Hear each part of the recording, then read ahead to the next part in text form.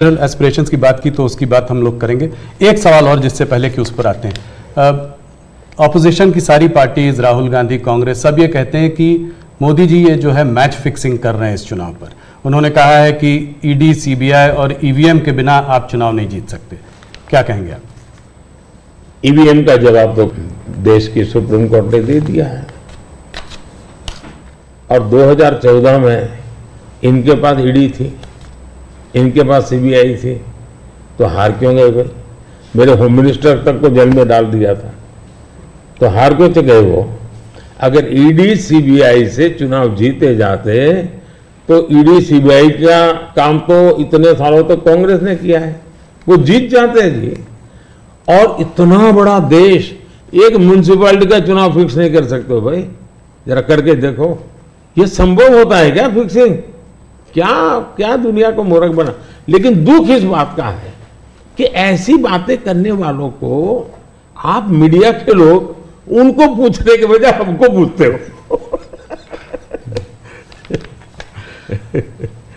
मोदी जी थोड़ा सा, लेकिन इसमें एक बात चौकस है जी, मैं मानता हूं पिछले कई दिनों से इंडिया अलायंस के लोग इतने निराश हो चुके हैं कि अभी उनको बहाने ढूंढना बहुत जरूरी बन गया है, क्योंकि पराजय के बाद भी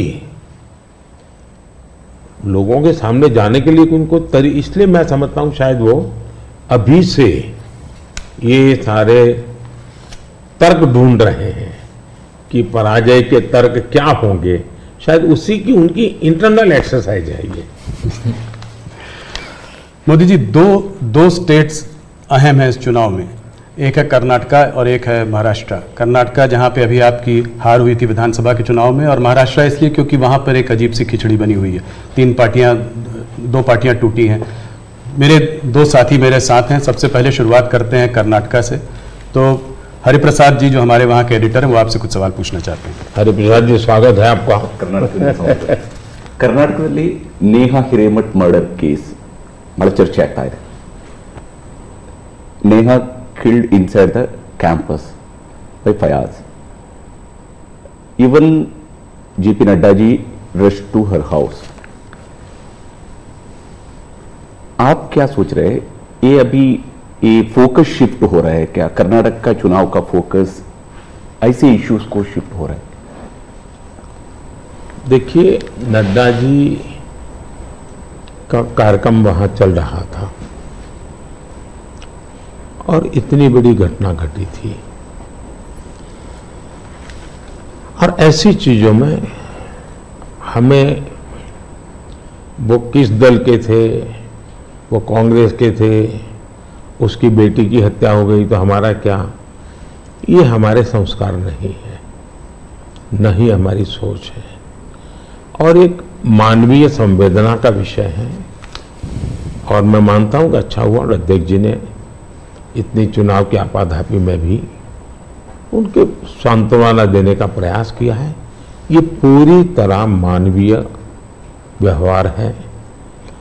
मैं भी अब मैं बताता हूं कि शायद कौन सा चुनाव है मुझे याद नहीं है, लेकिन राहुल जी का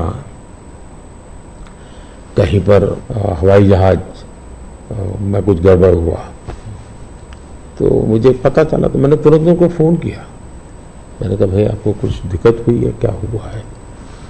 ये हमारा कर्तव्य बनता है। मैं गुजरात का मुख्यमंत्री था और दमन में मैडम सोनिया जी, फिर हमारे अहमद पटेल साहब, वो सारे लोग, उनका हेलीकॉप्टर एकदम से क्रैश कर गया। मुझे पता चला, मैंने तुरंत फ़ोन किया।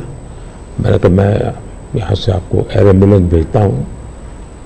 तो अहमद ने मुझे कहा नहीं, अभी बिल्कुल हम लोग सलामत है, ये बात ठीक है, हेलीकॉप्टर को नुकसान हुआ है लेकिन हमें कुछ तकलीफ नहीं हुई है। एक बार सोनिया जी काशी गई थी इलेक्शन कैंपेन में, और वहाँ उनको तबीयत एकदम खराब हो गई, तो मैंने तुरंत यहाँ से सबको भेजा। मैंने कहा भाई देखो क्या मामला है, या तो हवाई जहाज दो उनको।